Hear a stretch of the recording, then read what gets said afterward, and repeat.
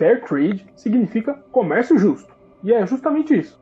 Surgido na década de 60, a certificação Fair Trade representa uma iniciativa que congrega responsabilidade social, sustentabilidade e competitividade para pequenos e médios produtores. A Fair Trade Labeling Organizations, FLO, é uma sociedade comercial sem fins lucrativos com base na responsabilidade social que tem como finalidade garantir a equidade no comércio internacional. A certificação funciona como uma cadeia onde não apenas o produtor, na forma de cooperativa ou associação, é certificado, mas as indústrias também, de forma que toda a cadeia produtiva segue as regras do comércio justo.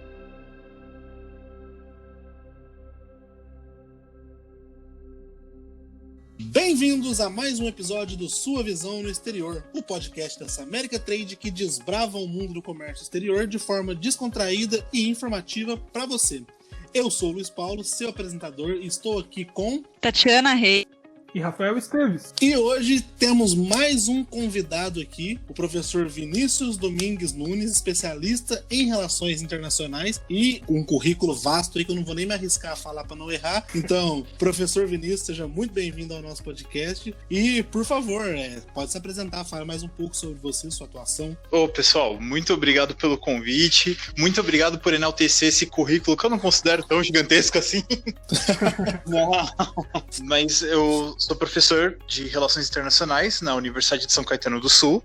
Sou formado em Relações Internacionais, eu sou pós-graduado em Negociações Econômicas Internacionais e mestre em Administração. Olha aí, eu tô falando? É muito maior que o meu currículo, com certeza. Não, atualmente eu sou professor do Rafa. É verdade, é a saga dos meus professores. Isso, estamos fazendo a saga. E o assunto de hoje, no caso, a gente vai falar um pouco sobre Fair Trade. E aproveitando a presença do Vinícius, vamos falar bastante sobre relações internacionais. O Fair Trade tem como objetivo principal estabelecer o contato direto entre o produtor e o comprador, desburocratizando o comércio e os poupando da dependência de atravessadores e das instabilidades do mercado global de commodities. Os princípios que devem se reger em uma relação comercial considerada justa são: número 1, transparência e correspondabilidade do mercado de cadeia produtiva e comercial. 2, relação a longo prazo que ofereça treinamento e apoio aos produtores e acesso às informações do mercado. 3. Pagamento de preço justo no recebimento do produto, além de um bônus que deve beneficiar toda a comunidade e de seu financiamento da produção ou do plantio, ou a antecipação do pagamento da safra, quando necessário. 4. Organização democrática dos produtores em cooperativas e associações. 5. Respeito à legislação e às normas, por exemplo, trabalhistas nacionais e internacionais. 6. O ambiente de trabalho deve ser seguro e as crianças devem frequentar as escolas. 7. O ambiente deve ser respeitado. Vinícius, eu fiquei sabendo aqui por fontes anônimas, talvez escusas, que você teve um estágio na Interpol. Então, antes da gente ir direto para o assunto, eu fiquei curioso para saber, acho que todos nós aqui ficamos curiosos para saber como que foi essa experiência na Interpol. Cara, esse foi o meu primeiro emprego, foi o meu estágio na Interpol. Como eu fiz a graduação nas faculdades Rio Branco, fica do outro lado da rua, de frente para a Polícia Federal da Lapa. E muitos professores são... Bom, eles trabalham, fazem consultoria. Alguns professores de direito da Rio Branco são policiais. E existia uma lenda de que alunos de RI conseguiam estágio na Polícia Federal. Polícia Federal, esse era o termo. Opa! Eu olhei para aquele meu currículo vazio, de recém-formado do colégio, e eu vi a oportunidade. Falei, vou procurar. E comecei a conversar com alguns professores perguntando dessa lenda. Um deles falou, olha, vou te apresentar para um professor aqui. Me apresentou e falou, ele é delegado aqui na Polícia Federal. Faz o seguinte, põe seus dados, monta o seu mini currículo aqui, manda pra ele. Incrível que o que me inspirou a fazer isso foi a série 24 Horas, a qual eu tava fascinado na época. Eu tava obcecado. Então, enquanto eu assistia aquelas temporadas que a gente tinha que alugar ainda, DVD por DVD, Outros tempos. Existe até um pouco de nostalgia minha ver aos poucos as coisas. Mas, Tudo uma vez. de repente, me ligaram e falaram, olha, que é da polícia, a gente soube que você queria vir pra cá, então você tem uma entrevista amanhã. Quando eu fui fazer a entrevista, putz, assim, como se fosse nada. Cheguei, eles me colocaram numa salinha que parecia muito uma sala de interrogatório mesmo, clássica. Caraca. E falaram, a nossa entrevista ela não é o padrão de uma empresa. Que coisa que eu não sabia como era. Eu nunca tinha feito. Falou, olha, Zero referências.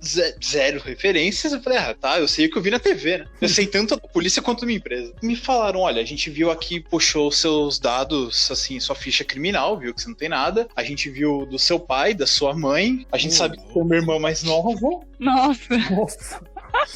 Caramba, A gente sabe que nenhum de vocês está envolvido com nada escuso. Na hora veio os infiltrados do Martin Scorsese na minha cabeça. Nossa.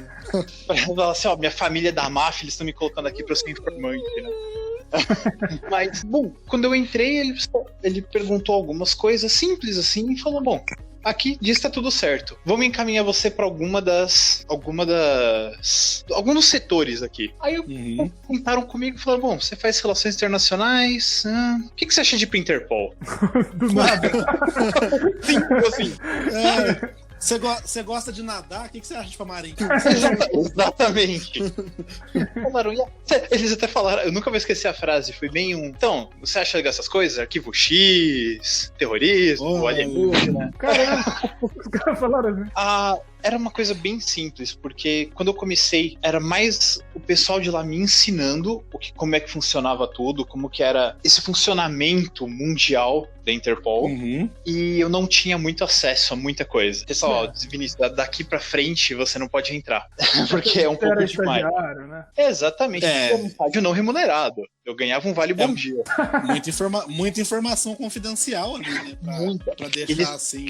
Eles colocavam alguns dossiês que eles escolhiam na minha mão, falando, ó, lê, vê como é que funciona, vê o quanto um país está ajudando o outro, o quanto que a polícia da França, a polícia de Portugal e a polícia brasileira, quando passa da mãos de um pro outro. Aí eles colocaram um dia o dossiê do Carlos Abadia na minha mão, que era o caso da época. Nossa. Eu lembro que assim, todos eles tinham, sei lá, umas 50 páginas, ele tinha 300. Nossa. Então, peraí, eles te passavam um caso que tava em andamento. Que estavam em andamento. Eu achei que eles te mostravam, sei lá, o dossiê do Maníaco do Parque, alguma coisa que já não tinha mais impacto. Muitos, eles separaram dias. Então, ó, esse aqui é o dia do, vê o da Abadia pra você contar pros seus amigos e eles acharem que isso é legal. Boa. Tinham alguns casos, eles separaram um dia de casos bizarros pra falar, ó, esse cara aqui, ele saiu de um navio na Romênia, era um navio pequeno, com, sei lá, 8, 9, 10 pessoas. Perdão, eu tô falando Romênia, foi o primeiro nome que veio na minha cabeça. Era uma tripulação do leste europeu. Sim, tá. E, bom, vindo pro Brasil, um dos membros simplesmente desapareceu. As roupas dele foram encontradas no chão do navio e ele sumiu. E ninguém viu ele saindo, não tem nenhum registro, ele não tinha inimigos no navio. Ele só foi abduzido. Nossa. Caraca. A palavra abduzido foi mais pra me chocar. Provavelmente ele se matou, alguma coisa assim, mas... pulou no mar, né? Sei lá. Cara, dá um mergulho, sei lá. Mas pegaram esses casos até os casos onde eles disseram, ó, a gente vai te liberar mais cedo, porque hoje você vai ver o caso de abuso infantil na internet. E aí tem fotos. Nossa. E ali eu entendi por que eles me mandaram pra casa mais cedo. Eita, que bad vibe. Foi ruim pra caramba. Daí no outro dia, agora vamos pegar um alerta de terrorismo pra dar uma aliviada aqui. Pô, depois daquilo, qualquer caso, eu tô fácil.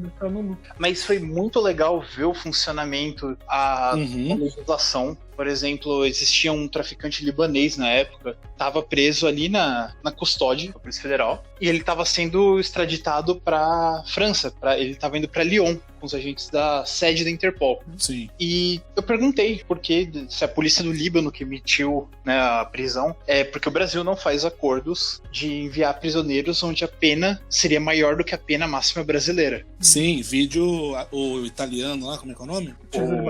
Batista.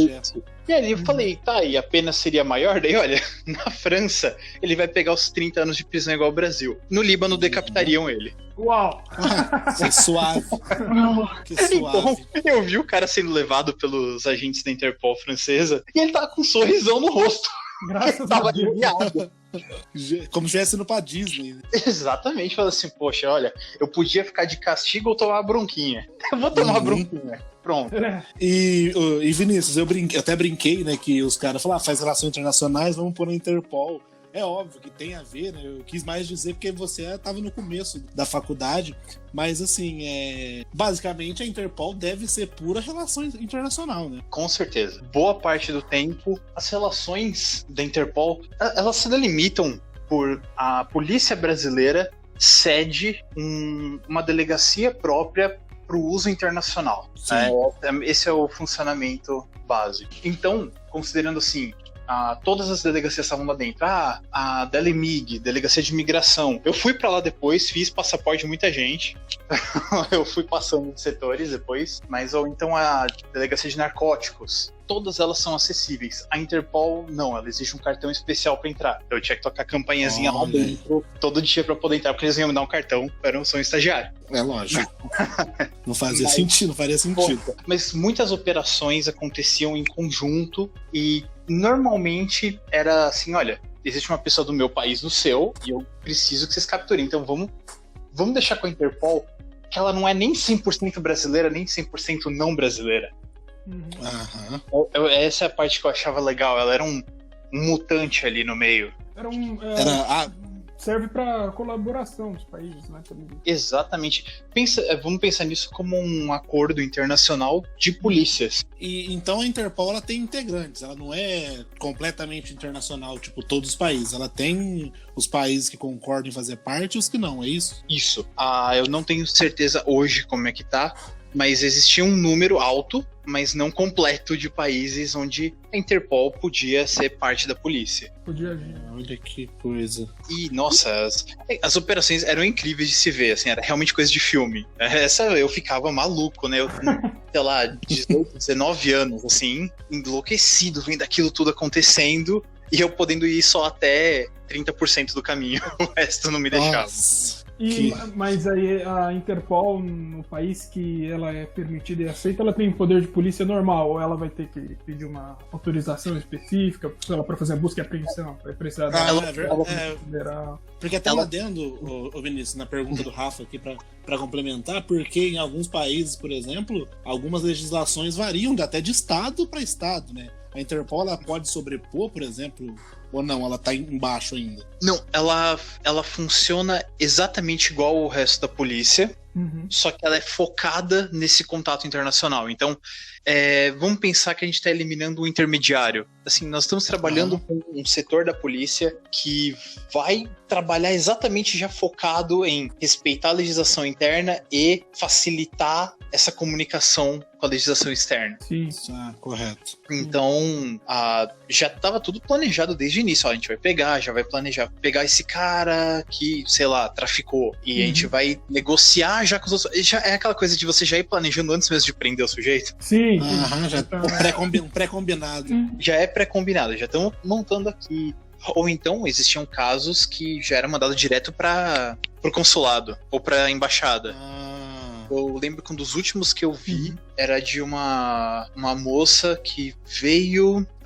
perdão, pessoal, Tailândia, alguma coisa próxima. Ela veio como mula. Na hora que ela foi escolhida como... Sabe aquela pessoa que eles pegam randomicamente pra falar, olha, vamos fazer uma entrevista aqui, tá tudo bem com você?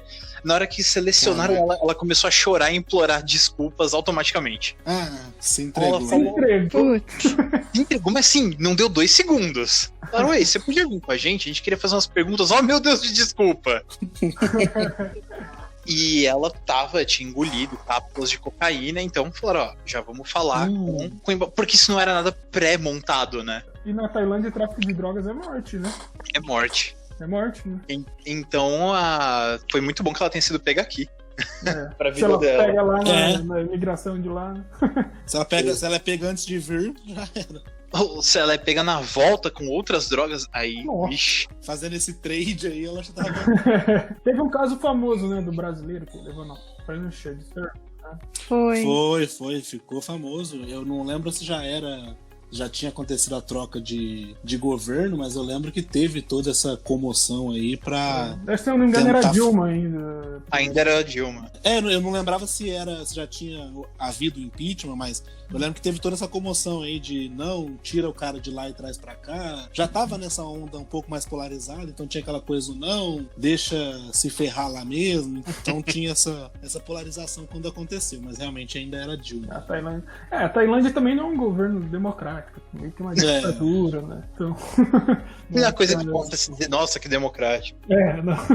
Olha, daria pra falar bastante de Interpol, porque é um assunto que rende, viu? Que bom que você deu essa introdução da Interpol aí, que a gente já ficou com isso no radar. E realmente tem bastante conteúdo legal, porque, como a gente falou, ele tá totalmente ligado, porque é relações internacionais de fatos. E aí agora, pra gente entrar na nossa pauta finalmente do Fair Trade, a nossa primeira questão aqui da nossa pauta é o quanto pesa o Fair Trade para fechar bons negócios internacionais.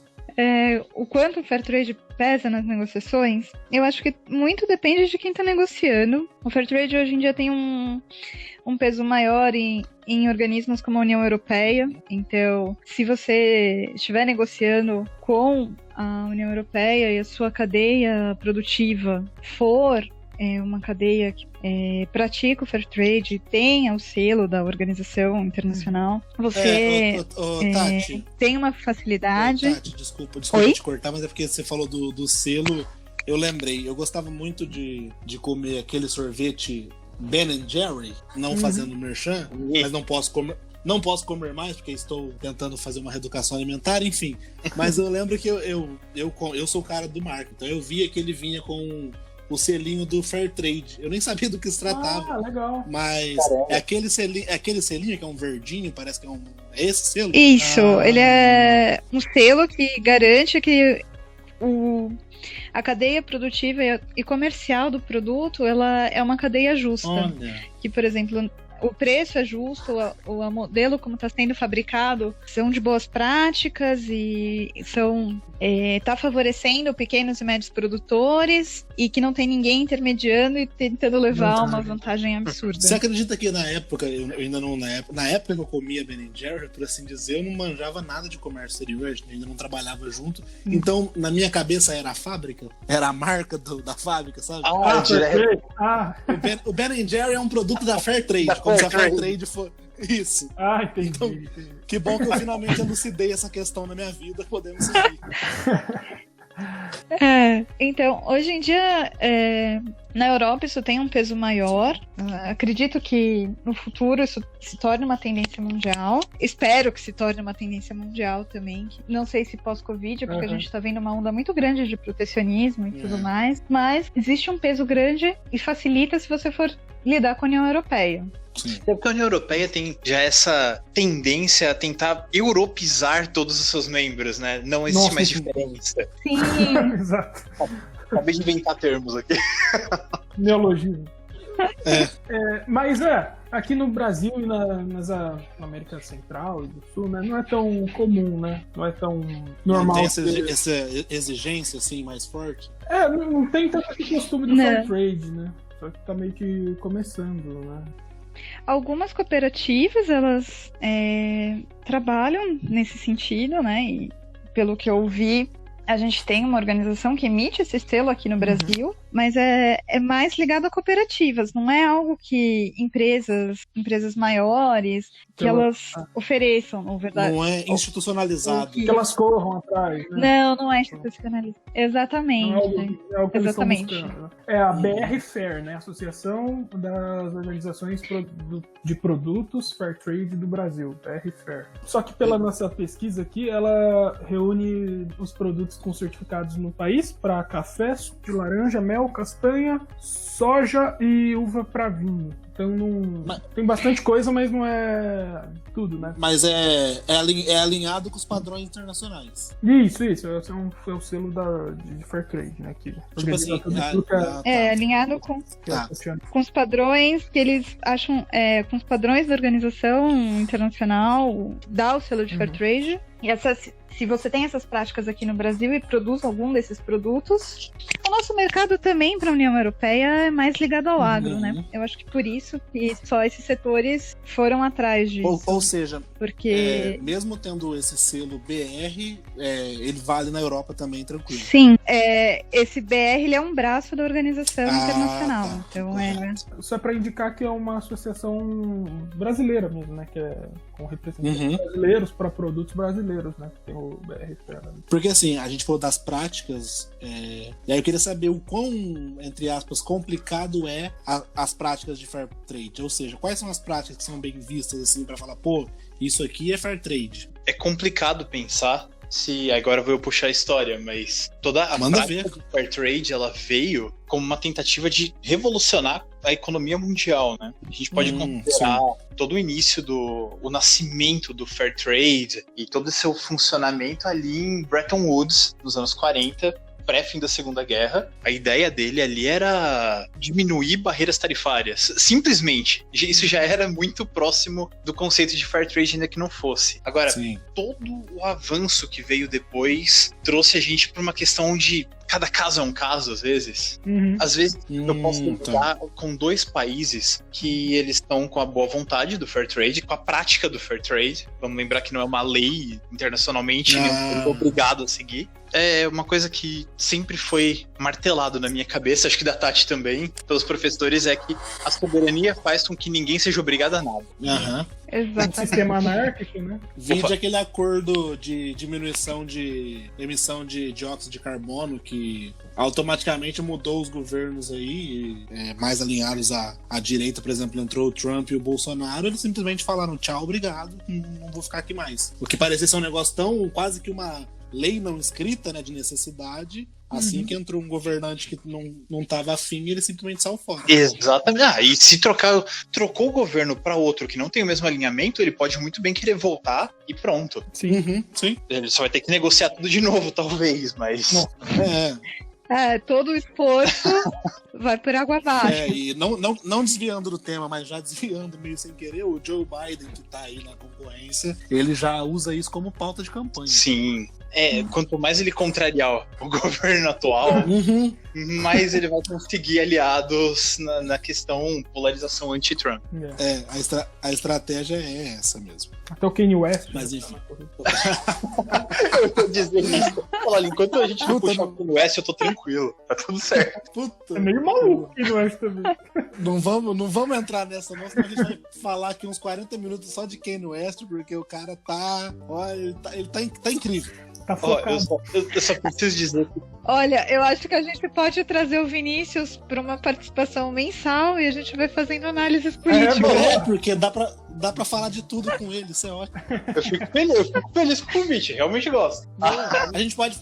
Eu também, eu ia adorar. Eu acho que iam ser os maiores podcasts. A gente pode fazer até uns programas polêmicos, por exemplo, perguntando pro Vinícius se nazismo é de esquerda mesmo. Putz, o Rafa ainda não teve, mas essa aula ele vai ter. Eu já tive aulas pré essa polarização em que eu menciono, eu tenho que falar de história das RI. E quando eu chego em nazifascismo, eu lembro que eu dei algumas explicações ali. Eu tento não ser muito radical em nenhuma das minhas noções, até que um aluno mais radical falou: quem disse isso? Eu falei, eu acabei de falar aqui na frente. Esse autor. Mas baseado em quê, né? Exatamente. Falei assim, tem esse autor e aquele. Que é isso, cara? Mas eu adoro os assuntos polêmicos.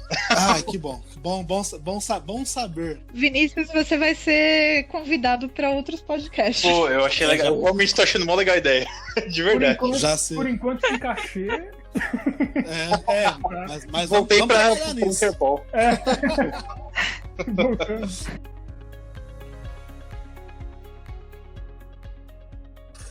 Mas agora, na pauta, onde a gente estava? A gente tava com dificuldade. Boa pergunta. Quais as práticas do fair trade que são bem vistas na comunidade internacional? E o professor estava falando de Bretton Woods, do começo. Isso. Falei, a gente tem que lembrar que o fair trade é uma prática. Ele é uma prática que veio para equalizar a economia entre países. entre soberanias, vamos chamar. Então, mas ele também ele acaba sendo um atributo, né? Porque eu falei lá da história do Ben & Jerry, mas as empresas, quando são fair trade, elas dão destaque para isso, né? Então, sim. eu acredito que isso tenha um valor agregado. Sim. É difícil, né? Tem uma carga ali, né?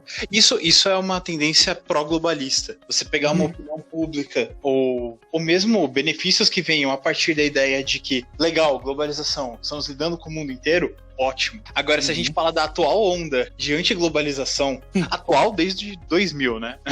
Mas já existiam protestos na frente da ONU lá em, 99, 2000. Mas a ideia de falar, olha, ficar acreditando o que órgãos multilaterais dizem não é tão bom, aí pode mudar, porque a tendência protecionista já existe, principalmente no continente americano como um todo, né? Sim. Você acha que vai se acentuar muito depois depois da retomada da pandemia? O que você acha?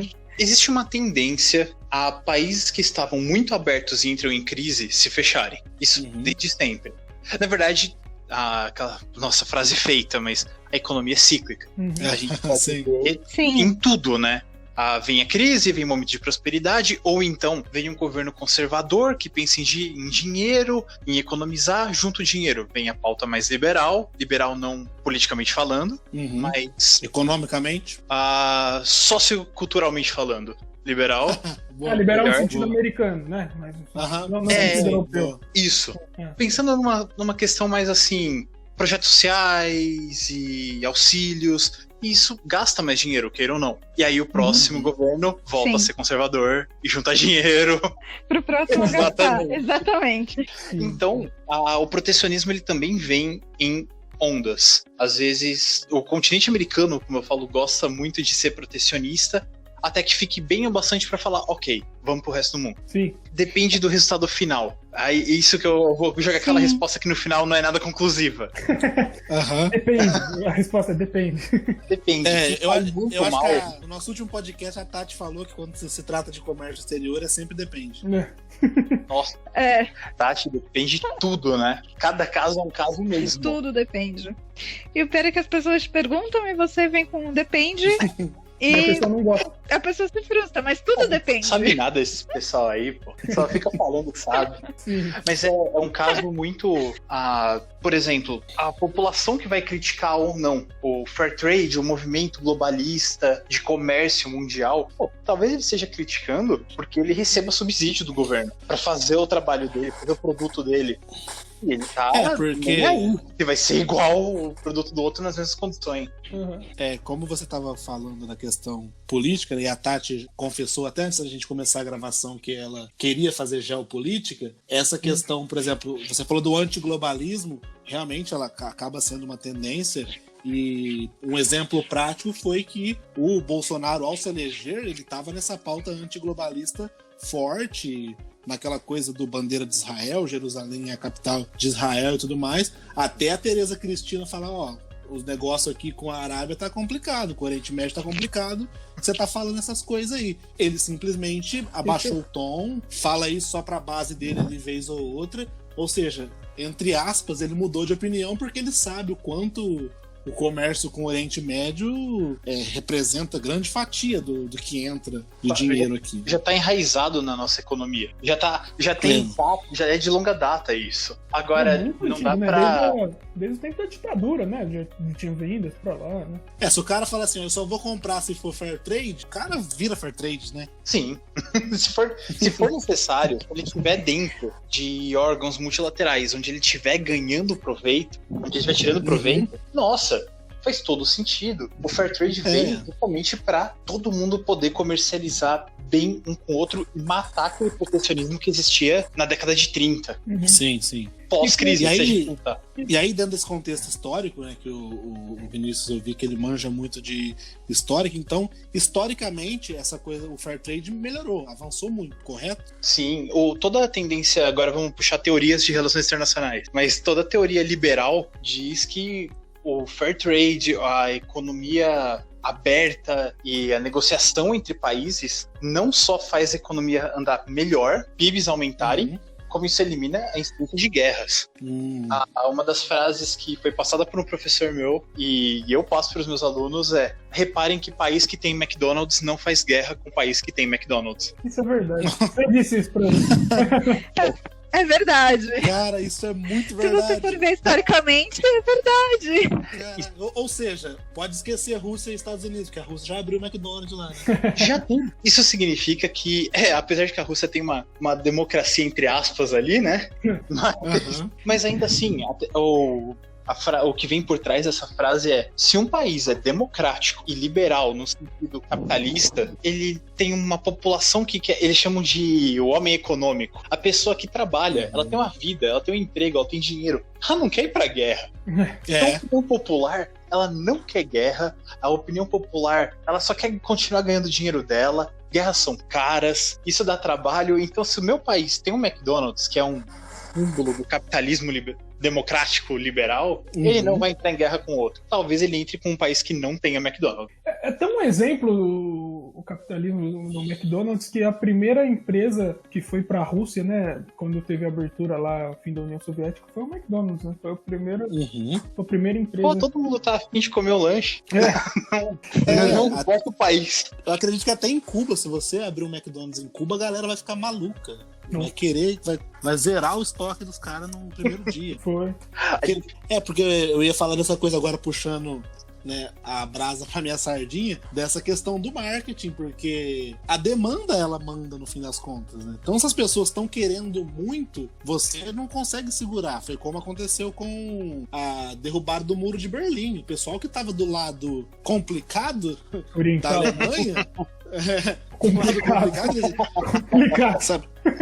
Eles queriam ter acesso a coisas melhores, então isso não tinha Gorbachev com a sua marca na testa que segurasse. Não. Poxa, o lado ocidental do Muro de Berlim, pré-muro, tinha feito uma rua só de propaganda, né? Com Chanel e marcas de renome para atrair o outro lado. Esse é o marketing sendo usado politicamente no máximo, né? Isso. Perfeito. Boa colocação. Era bem isso, ou seja, os caras sabiam que a demanda tava ali, então basta você mostrar. E aí a gente volta para dizer: se a opinião popular, o direcionamento político do país tiver pró-globalização, fair trade, o fair trade vai ser usado como propaganda até, ou como garantia para outros países, entre empresas também, falando: olha, meu país fala em órgãos multilaterais. Ele tá lá, tá na OMC, tá negociando, conversando e fazendo amizade. Putz, perfeito, é mais um ponto para propaganda. Eu tinha visto uma vez, vendo alguns vídeos, falando assim, de dificuldades de alguns países têm com globalização e tudo mais. A maioria dos países são países grandes que têm essas dificuldades, né? Isso seria tipo uma síndrome do país grande, ou dele se achar grande. Então ele fala: sou grande, então eu não preciso dos outros, eles que precisam de mim. Por exemplo, é o que o Brasil fez durante os anos 70 e 80 inteiro, né? Se fechou, falando ali, a gente é autossustentável aqui, a gente precisa dos outros, e acabou muito defasado, né? E uma coisa que aconteceu diferente foi com a Nova Zelândia nos anos 80, né? Que ela veio com uma crise muito pesada, recessão, e dos anos 80 para cá, eles abriram a economia, tem um grande mercado internacional, né? Faz muita troca internacional, acho que é o terceiro país mais livre do mundo, hoje é um país desenvolvido, né? Sim, muito. É uma síndrome de país grande, realmente, que a gente vive aqui, que alguns não conseguem ver, né? Conseguem ver, não, o Brasil não é tão ruim quanto parece, mas aí você vai comparar ponto a ponto e fala: putz, é pior. É ruim mesmo. Na verdade, aí é bom que o Vinícius, por favor, me corrija se eu estiver falando bobagem. É quase que uma onda de nacionalismo mesmo, de uma volta de um nacionalismo. Essa coisa do país se achar grande assim e não precisa de ninguém. É quase que essa coisa do nacionalismo ressurgindo. É um membro. Para ser nacionalista, você tem que ter isso. Não significa que sendo um, você é o outro, mas você precisa de um para ser o outro. Precisa desse protecionismo, dessa acreditar que... Nossa, eu adoro esse termo. Que órgãos multilaterais têm um déficit democrático. Na União Europeia, nossa, eu lembro que eu li muito isso, o pessoal falava: olha, a Inglaterra detestava as resoluções da União Europeia porque tinha um déficit democrático. Todo mundo vota, eu quis que não, mas como a maioria elegeu, o meu país vai ter que adaptar a lei pro seu governo. Na hora que falou seu governo, quebrou. É uma tendência protecionista, talvez até realmente nacionalista, sem puxar aquele nacionalismo barra pesada que a gente tem que ficar explicando hoje em dia, que não é disso que a gente tá falando. É por isso que eu fiquei cheio de rodeios pra falar, porque eu não queria ser interpretado dessa forma. Uma coisa mais patriótica, talvez, assim. Isso. Acho que patriótica é boa. É boa. Porque nacionalismo é meio pesado hoje em dia. Hoje em dia, eu acho que Nova Zelândia era nacionalista, nazista!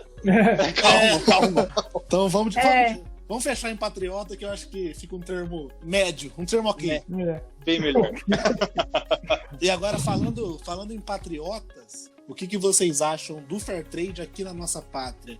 Vocês falaram do BR, né? Do selo. Isso, que é o braço aqui, mas a gente sabe que algumas empresas já praticam, principalmente as multinacionais não, as gigantes que negociam internacionalmente sempre, mas a prática é bem consolidada aqui ou estamos bem embrionário ainda, caminhando a passos lentos? Eu vejo que a gente ainda está bem embrionário, caminhando a passos lentos. Eu acho que no comércio internacional como um todo a gente caminha a passos lentos, visto a nossa participação. Eu acho que ainda tem muito a ser feito nesse sentido, de promover melhores práticas, de consolidar parcerias internacionais de longa data. Eu acho que isso é a primeira dificuldade das empresas, não das grandes empresas, mas de pequenas e médias empresas brasileiras, que não enxergam parceiro internacional como um parceiro de longo prazo. Eu acho que antes de consolidar o fair trade, as empresas brasileiras, o exportador brasileiro, ele tem que tomar consciência e consolidar parcerias de longo prazo. E aí, depois disso, você vai se atentar às melhores práticas, porque você precisa estar acostumado com esse contato. Com esse tipo de contato, com esse tipo de operação, com esse tipo de parceria. É uma parceria que também exige confiança. Você percebe, assim, pelo menos a gente percebe com os nossos clientes que eles são extremamente desconfiados. Para você conseguir um comércio mais justo, desenvolver uma relação de comércio justa, você precisa primeiro desenvolver uma relação de comércio. Então começa por aí. Putz, faz todo sentido. Aqui no Brasil ainda, talvez é porque é muito novo essa coisa de comércio pro Brasil, né? Se você perceber assim, comércio internacional, essas coisas. Historicamente sim. Algo ficou grande foi dos anos 90 pra cá, então vai fazer 30 anos. Acho que nem isso, né? Daqui 2 anos vai fazer 30 anos, né? Que o Collor abriu lá tudo. Isso. Até porque eu acho muito engraçado, se você citou o Collor, eu ia citar ele também. Hoje ele faz até piada disso, e aliás é senador da República, né? E pra mim o grande símbolo de tudo isso é que o escândalo que levou o impeachment dele, né? Tem gente que acha que o brasileiro é conservador agora, mas o brasileiro sempre foi conservador. Tanto que o Collor fez o que fez, congelou poupança e tal, mas quando pintou o negócio lá que tava tendo baguncinha dentro da Elba, aí ninguém aceitou mais. E aí o fato de um presidente da República tá fazendo alguma coisa num Fiat Elba, né? Num Elba. É muito sinal de que o país... Isso nos anos 90, isso é muito sinal de que o país tá numa outra... Tava num outro momento. E o cara tinha um Porsche, né? É que no Brasil é muito... A impressão que dá, Rafa, só pra concluir esse ponto, a impressão que dá é que o Collor só abriu a economia porque ele tava cansado do Elba. Não aguento mais andar de Elba. Vamos trocar um pouco aí. Pior que os carros da presidência são Rolls Royce, né? Tipo, desde os anos 60, né? Desde os anos 60. O oficial, né? O cara podia andar de Rolls Royce, quis andar na Elba. Enfim, é que o Brasil ainda é muito jovem em questão de comércio internacional. Nunca teve um esforço do Brasil antes da eleição do Collor de se incluir no cenário internacional, de participar do comércio, de ser presente mesmo, de ter participação no mundo com os nossos produtos brasileiros. Foi a partir do governo Collor, nos anos 90, né, que aconteceu a abertura economia para importações. Aí tem aquele fatídico caso que ele chamou, aqui no Brasil não temos carro, temos carroças, né? Sim. Aí, quando vieram as montadoras pro Brasil, saímos de 4, fomos, sei lá, a mais de 20 montadoras aqui no Brasil, coisa assim. Aí começou uma cultura mais de desenvolvimento da economia. Mas, claro, ainda existem muitas barreiras pro Brasil, muitas questões que atrapalham o nosso desenvolvimento econômico, com barreiras, mesmo para importação, porque aí muitas vezes tem dificuldade de importar insumos, produtos, mesmo que haja incentivos, mas é uma coisa muito burocrática, muito taxada, ou então você precisa passar por 20 pessoas, 20 passos e solicitar no lugar, esperar 3 meses, aí a pessoa demora para responder, até você ter autorização para fazer a importação de algum insumo, coisa e tal, ou então isenção de uma taxa, blá, blá, blá, blá, blá. O Brasil tem muita coisa no meio que dificulta. E realmente a gente precisa primeiro melhorar essa parte de relação internacional, com como se trata um parceiro internacional, quais as vantagens que você tem. Você recebe sempre em moeda forte, você recebe em dólar, você recebe em euro, você vai ter sua marca lá fora, seu produto vai estar em outro mercado, talvez um mercado maior, algo que você não conseguiria alcançar. Então, muitos pontos ainda que a gente tem que observar, diferente dos Estados Unidos, que desde o século XIX tem uma participação imensa, até antes, né? Tem uma participação imensa no comércio internacional e tudo mais. Né? Então, o Brasil é muito claro. Tudo, né? Eu ouvi muita crítica a isso já no mestrado, que era mais voltado para administração, que uma coisa que o Brasil ainda tem que aprender. O Brasil ele é melhor. Eu ouvi falar muito que o Brasil aprende aos poucos porque ele é jovem, exatamente como você está falando. Então, se a gente for comparar nossas práticas, nossa legislação sobre patentes, royalties, o Brasil ainda é um país de commodities, na sua maioria. Então, a maior parte das relações econômicas do Brasil ainda são muito básicas. Então, a gente está focado muito... E, poxa, um país que lida muito com commodity, muito pouco com propriedade intelectual, ele vai se apegar a essas práticas que a gente pode puxar o mercantilismo. Não, eu quero não comprar o seu, eu quero que você compre o meu e eu nunca tenha que comprar nada que vem de você. Isso é totalmente anti essa abertura global que a gente tá falando agora. Sim.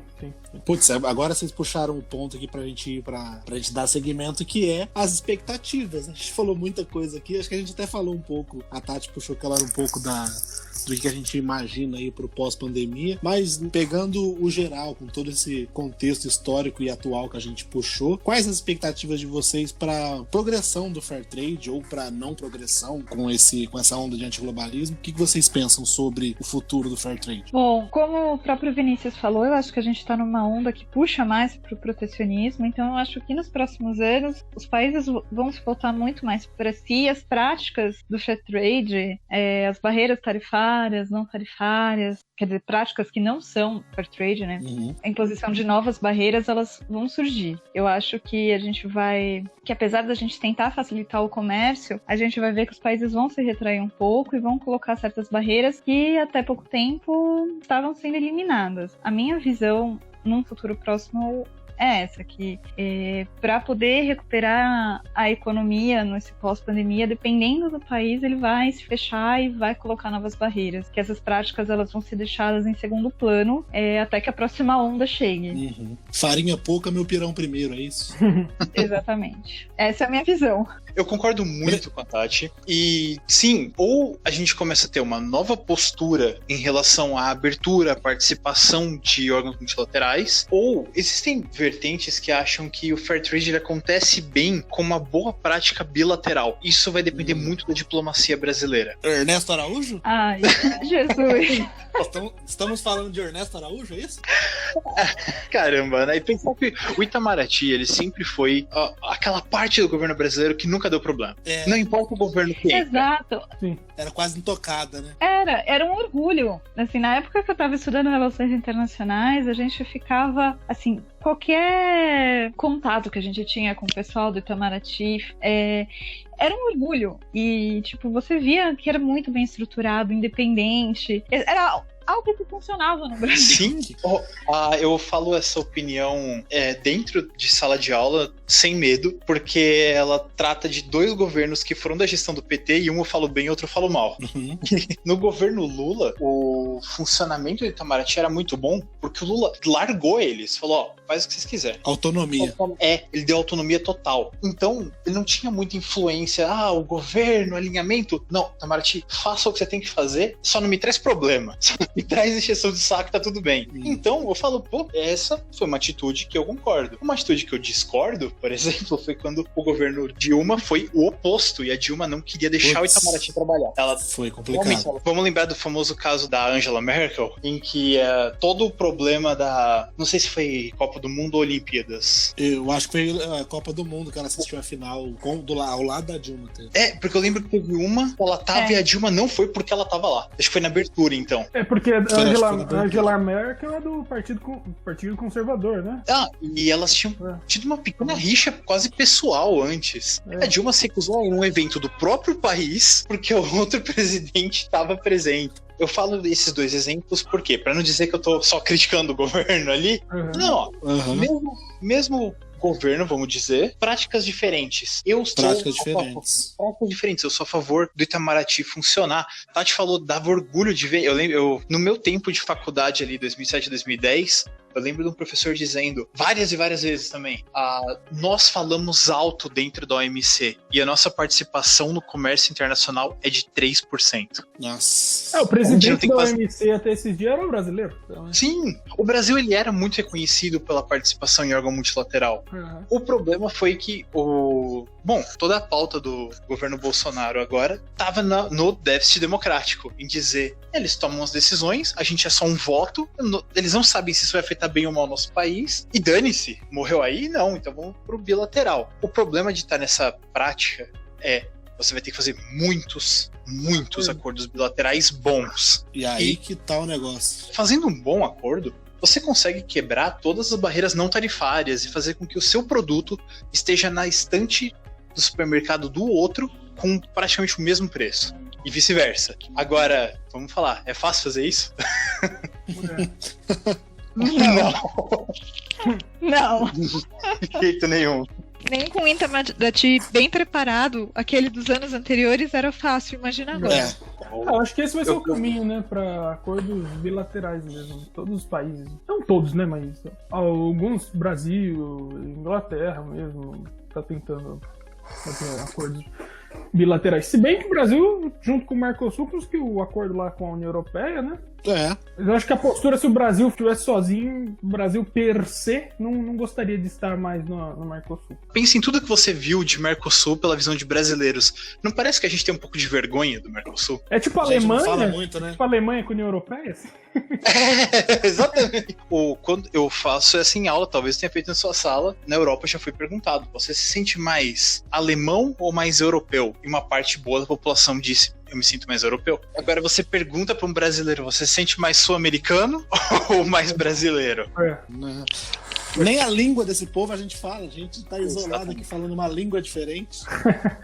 O Brasil, ele é um caso a ser estudado. Se você pergunta pro brasileiro, ok, agora você se sente mais paulista, mais gaúcho ou mais brasileiro? O cara vai falar paulista, o cara vai falar gaúcho. Provavelmente. Então o Brasil é um caso grande.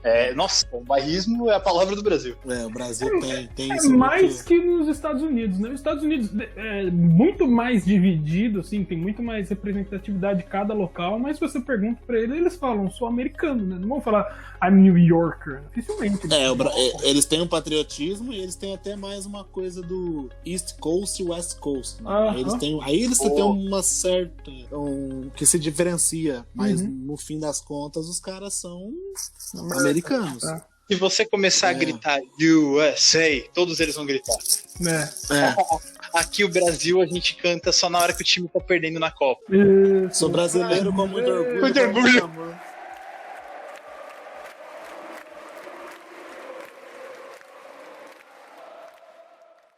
Bom, apesar das expectativas não tão animadoras, podemos dizer, para ir para o futuro do Fair Trade, até porque com essa pandemia, realmente, esse protecionismo é até esperado e até aceitável, vai? As pessoas, os países, de certa forma, precisam realmente cuidar de si, e aí depois a gente pode dar o próximo passo. Mas pra gente se caminhar pro nosso encerramento, porque rendeu muito esse programa, e foi muito bom. Então, assim, por mim, a gente faria aqui 3 horas, igual live de cantor sertanejo, fazer 5 horas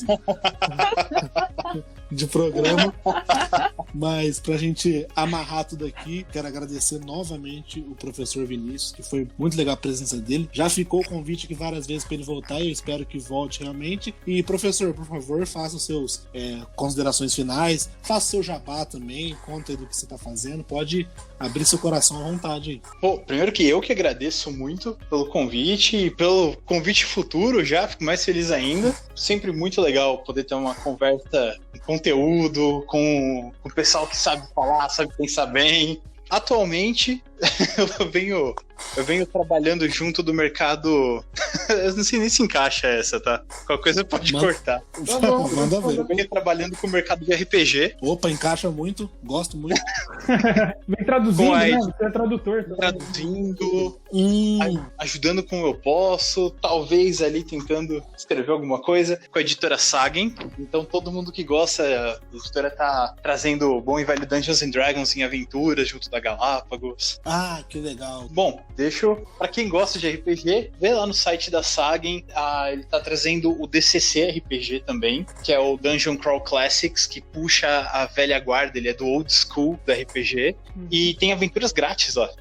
Nossa, muito bom. PDF. Então, assim, entrando muito lá, legal. você pode ver, sei lá, 6 Legal. aventuras até agora, 5, 6, grátis. Você baixa em 1 minuto. Eu vou pegar os links certinho pra deixar na descrição aqui pra quem quiser também. Os links das redes sociais do professor Vinícius também, onde a gente encontra mais fácil o Vinícius na internet. No Facebook, no Instagram. O Instagram eu não uso tanto, não sou tão jovem. Aqui é o vinicius.d.nunes@gmail.com. Caso qualquer coisa, também faculdade, Universidade Municipal de São Caetano do Sul. Estou uma carta ali marcada no curso de comércio exterior. Muito bom. Tati, Rafa, suas considerações também. Bom, eu queria primeiramente agradecer ao Vinícius pela disponibilidade, pelo papo, foi muito prazeroso. Eu adoro falar sobre relações internacionais e foi uma atualização, porque no dia a dia com empresa, filhos, pós, não é um assunto que eu vejo, mas buscar teorias, ouvir sobre isso é mais difícil. Então, Eu que agradeço, sim. muito obrigada. Eu espero tê-lo em breve novamente com a certeza. gente. Também espero. Pessoal, acessem o nosso site, samericattrade.com, SAMERCATRAD.com, né, Tatiana? A gente tem sempre que soletrar o nosso nome. Isso é um mantra dessa América. A gente já A gente aprende a soletrar. Enfim, acessem nosso site, acessem nosso blog, samericatrade.com/blog. Lá tem textos semanais com vários temas. O Luiz também escreve para o blog, eu escrevo, o Adolfo, a Thalita, às vezes a Tatiana também. E ouçam nossos outros podcasts. O último que a gente postou, qual que foi, Luiz? Foi os termos, Do os comércio. principais termos. Termos de comércio Isso exterior. mesmo. Ouçam todos os nossos podcasts, estão bem legais também, inclusive com o professor Roberto, também, o meu outro professor. E esperamos que o professor volte para gravar com a gente também, ficou muito legal. Muito obrigado, Vinícius, pela Muito obrigado. Então é isso, gente. Muito obrigado, Vinícius, novamente. Muito obrigado, Tati. Muito obrigado, Rafa. E muito obrigado a você que está ouvindo esse podcast, que está aí sempre com a gente. Como a Rafa disse, os links estão todos na descrição. Acompanhe a Samerica Trade nas redes sociais e nos vemos no próximo programa. Tchau! Tchau!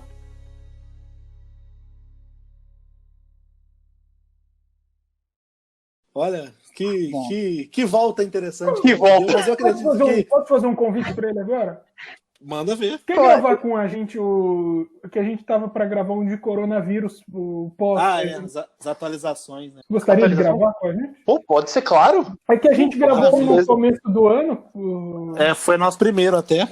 com alguns cenários, mudou muito, comentando né? o que estava acontecendo. Né? Não, vou reassistir as lives do Átila e tudo mais pra ficar mais afiado. Claro, não então é faz o sobre seguinte. Pode falar. Faz o seguinte, o Vinícius reassiste as lives do Átila pra vir preparado e eu vou reassistir as entrevistas do Roberto Justus, que aí a gente faz o contraponto. Comendo meu sanduíche do Madeiro. Aí, ó, puxando as polêmicas desde já, cara. Jerônimo. Gente, esse podcast, ele vai ter muitos braços. Vai ter É bom. bruto aqui também. Vai ter um bruto. Não, mas vai ser bom. Tudo se aproveita, Rafa. Tudo se aproveita. Ah, tá bom.